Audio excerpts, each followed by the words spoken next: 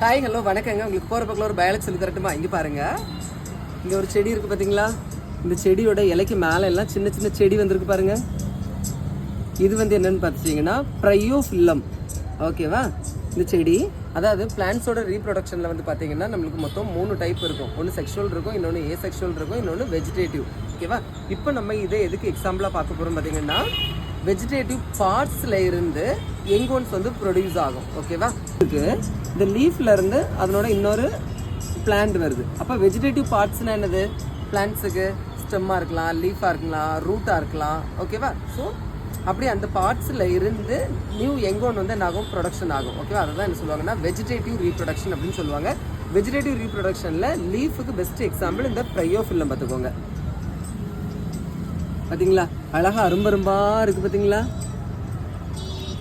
Okay, அடுத்தது இன்னொரு biology என்னன்னு பார்த்துட்டிங்கன்னா கீழா நெல்லி செடி. இங்கே பாருங்க, இலைக்கு கீழே நெல்லிக்காய் காய்ச்சிருக்கு.